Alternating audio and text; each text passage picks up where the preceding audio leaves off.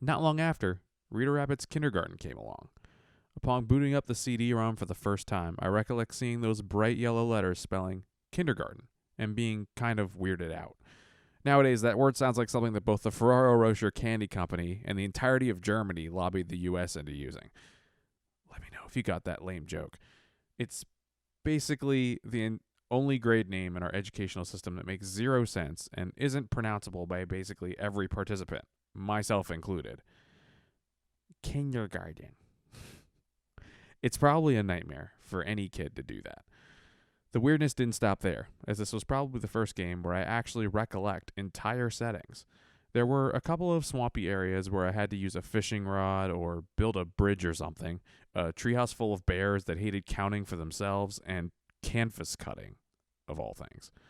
Screenshots in the Internet Archive are probably plenty more accurate, but it's pretty amazing that things like this still linger purely from my aged gaming past. No enhancement needed.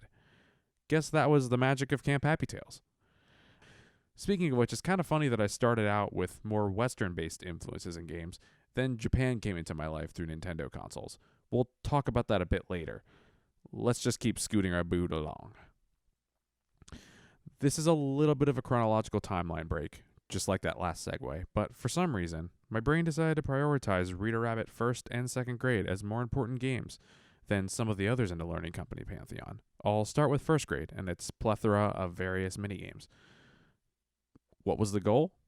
Get a stage show ready for the townspeople to enjoy with only so much time left. Oh, the horror. The problem? Oh, it's Spike the Porcupine again. But I don't even remember what he did. Screwed with the town clock or something? I think so. Anyways, there were 2 minigames with Babs the Beaver that seemed to help my motor skills out a good bit. Grabbing things from conveyor belts in a timely fashion was probably both great for my reaction time and object detection skills, if that's even a thing.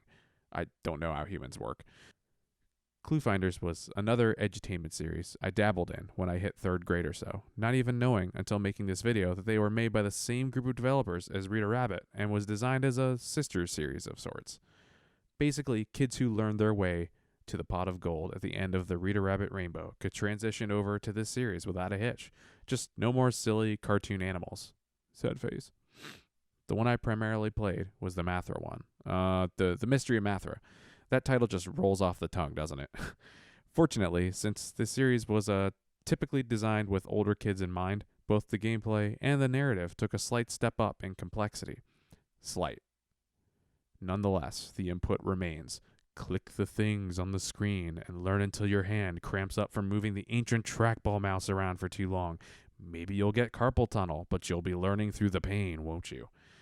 Basically, if you got a math problem wrong, the stony thing would state some obligatory try again message, preceded with alas. Alas, this lava is full of THC. Try again and allow me to laugh at things that are not funny, my dude.